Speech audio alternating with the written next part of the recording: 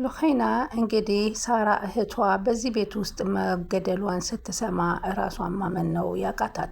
በዚህም ምክንያት እንግዲህ ሮቤልና ሜሪያን አንድ ላይ ሆነው እንደገደሏት ስታቅ እንግዲህ ፖሊስ ለሁለታቸውም ይዛ መጥታ በቁጥጥር ስር አውላቸዋለች። ሉኸይና እንግዲህ የመጣች ቀን እንግዲህ እህቷ ሳራ ነይ የምነግርሽ ነገር አለ ብላ ደውላ እንደጠራቻት ነበር። ቢሆንም ስትመጣ ግን በዛን ቀን ሮቤልና ሜሪ ተነጋግረው እንግዲህ እሷን ያስወገዱበት ቀን ነበርና ድንገት በር ክፍት አድርገው ሲያዋት መንትያ እህቷ ስለሆነ ሲመሳሰሉባት በጣም ነበር የደነገጠችውና ሜሪ ወደ ሮቤል ሂዳ አንተ አስወገድኳት አላልከኝም እንዴ እንዴት ትመጣች ስትለው እንዴ አስወግጃታለሁ ይሄው ሬሳዋ አልጋ ስር አለልሽ ከፈለግሽ እያት እያለ ነበረ ሲነግራትና ማመን አቃታቸው። እንግዲህ ሳራ ለዛ ቤት ለአመታት ያክል በሰላም እየሰራች እያለች እንግዲህ እነዚህ ሮቤልና ሜሪ ከባሏ ሲወጣ ማለት ነው አድናን ሲወጣ ከሱ ጋር ግንኙነት እያደረገች አድናን እንግዲህ ደግሞ እሱ ወንድሙ በዊልቸር እንደሚሄድ ነበረ ሮቤልን የሚያውቀው። ሮቤል ግን በፍጹም በሽተኛም አልነበረም። በአረቢያ በዊልቸር የሚሄደው አውቆ ወንድሙን ለማስመሰልና ቤት ውስጥ ወጥቶ እንዳይሄድና እሱ ሮቤል አድናን በወጣ ሰዓት ሮቤል ሚስቱ ይዞ ለመተኛ ስለፈለገ ነበረ እና ሀብት ንብረቱን ወርሶ እሱን አስወግዶ እሱ ከወረሰ በኋላ ከሜሪ ጋራ ወደ ውጭ ሀገር ገንዘባቸውን አሸሽተው አብረው እንደሚሄዱ ቃል ተገባብተው ነው። ቢሆንም ሜሪ አሁን ለአድናን የእውነተኛ ሚስት ሆና ተቀምጣ ያለች ግን ከወንድሙ ጋራ አብራት ትተኛ ነበረ።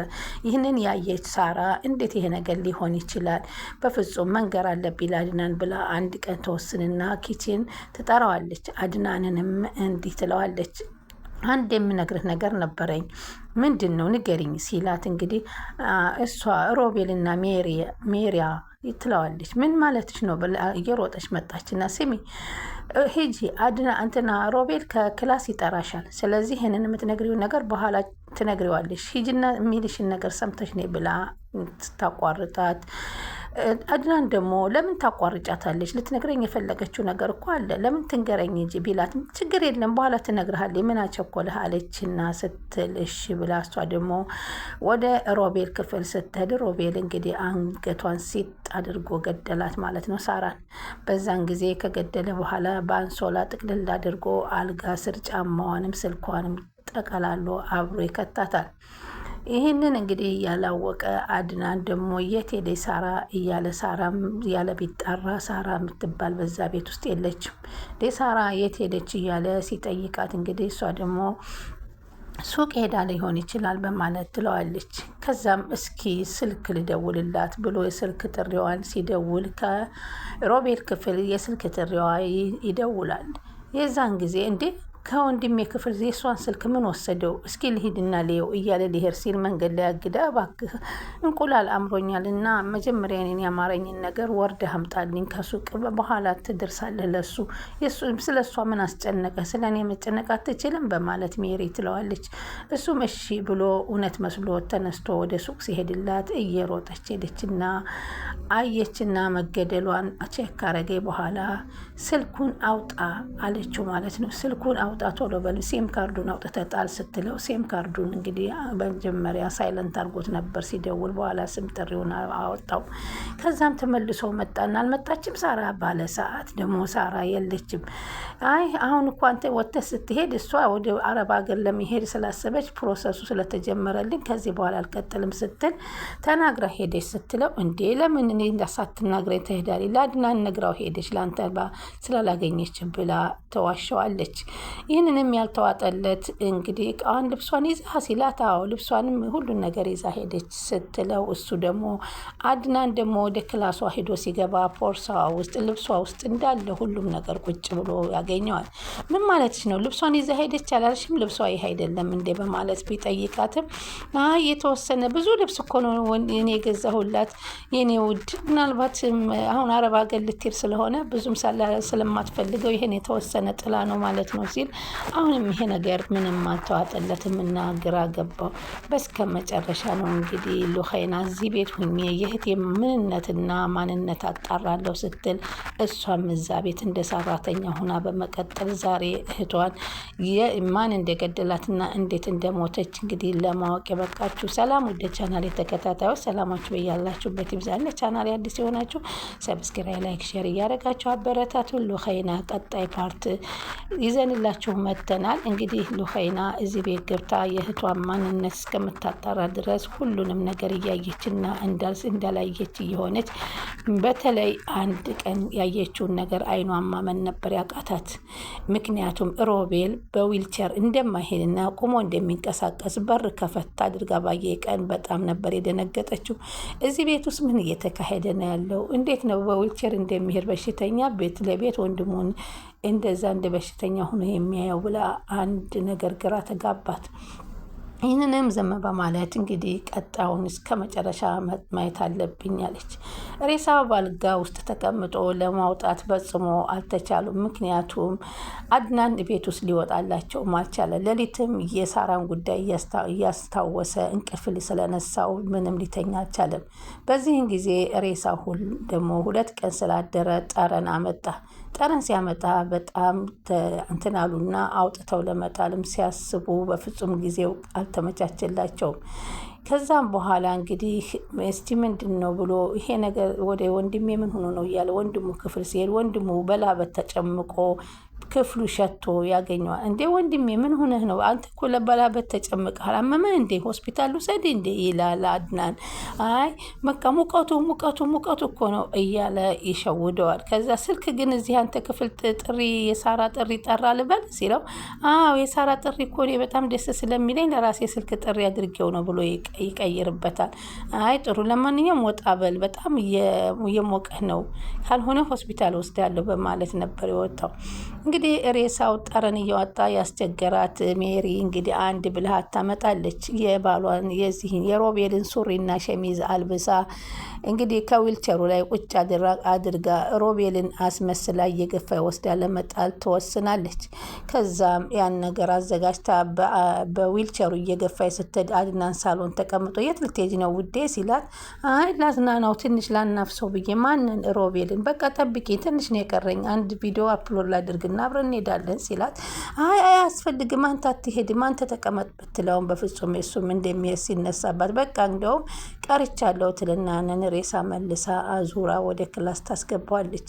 ያንን ልብስ አወለቀውን የሮቤል ልብስ እስከሚለባብስና ሬሳውን መልሰው ጠቅለው አልጋ ስር እስከሚያደርጉ ድረስ ሁሉ አልከፍት ብለው በር እምቢ ሲሉት አድናን ምን እየተፈጸመ ነው በማለት ያዝናል። ከዛ ሬሳው እንደነበር ደግሞ በድጋሚ አልጋ ስር ይከታሉ።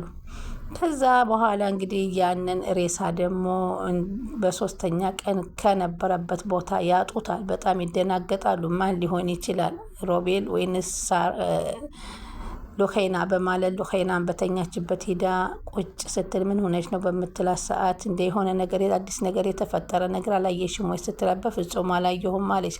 አሁንም ደግሞ የተጨነቀች ሜሪ ወደ ባሏ ሄደችና አንድ የሆነ ነገር አዲስ ነገር የለም ውዴ ስትለው ምንም አዲስ ነገር የለም ምን አዲስ ነገር አለ ሲላት ግራ ተጋባችና ወደ ሮቤል ትሄዳለች። ሮቤል እንግዲህ ሁለቱም ምንም ያዩት ነገር የለም ይህ ሬሳ ከየት ገባ በማለት ይደናገጣሉ። እንግዲህ ሂጄ ሉኸይናን ማጣራት አለብኝ በማለት ደግሞ እሱ ወደ ሉኸይና ክፍል ሄዶ ሉኸይናን እንደ መጠጋት እንደ መውደድም እንደ ምናምን እያስመሰለ ሲልባት እባክህ እኔ እፈራሃለሁ ሮቤል ውጣልኝ ምንድን ሆነህ ነው ምን አዲስ ነገር አለ ምናምን እያለ ስጠይቃት እባክህ እኔ እፈራሃለሁ ውጣልኝ ነው የምልህ ከዚህ ክፍል እያለች ስትለው ወጥቶ ወደ ክላስ ሲሄድ ደግሞ መልሶ አልጋ ስለ ሬሳውን ያገኘዋል።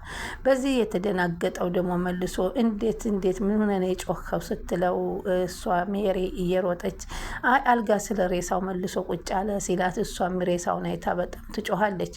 እንደዚህ እያሉ ሲሉ እሷ ሉኸይና ከአድናን እግር ስር ወደቀችና እባክህ የእህቴን ሳራ ጉዳይ ንገረኝ፣ ምንድን ያደረጋችኋት? የትስ ነው የከተታችኋት? እሷ እኮ በፍጹም ለእናንተ ክፉ አልነበረችም በማለት ትማጸር ትማጸነዋለች። እሱም ምንም አላደረግናትም፣ በጣም የምንወዳት ልጅ ናት። እኔ ራሴ አብሬሽ የማፋልግሽ እንዴት አንድ ነገር ያደርጋታል ብለሽ ታስቢያለሽ? እኔ እኮ ከአንቺ ጋር ብሬ እያፋለግኩሽ ነው፣ እንፈልጋታለን፣ እናገኛታለን ብሎ ያጽናናታል። ይህን ያልተመቻቸው እንግዲህ ደግሞ ሮቤልና እሱ ይችን አንድም አፍቃሪ መስሎ ለመቅረብና ሁሉም ሚስጥሩን ለማዋጣት እየሞከሩ ነፍሰ ጡር ነኝ ላንተ አርግዤልሃለሁ የሚለው ጥያቄ ለሮቤል ትነግረዋለች። ማናት ሜሪ። በአንድ በኩል ደግሞ ለአድናን ለአንተ ልጅ ልሰጥህ ነው፣ የልጅ አባት ላረግህ ነው ትለዋለች። አድናን የልጅ አባት ልሆን ነው ብሎ በጣም ተደስቷል። እሱ ግን መጨረሻ ሲናደድ ሮቤል ውሸቷን ነው አላረገዘችልህም ብሎ ይነግረዋል። ለምን እንደዚህ አልክ ሲለው እኔ ብትፈልግ አረጋግጥ፣ እሷ በፍጹም ነፍሰ ጡር አይደለችም ያለው ቀን በጣም ነበር የደነገጠው።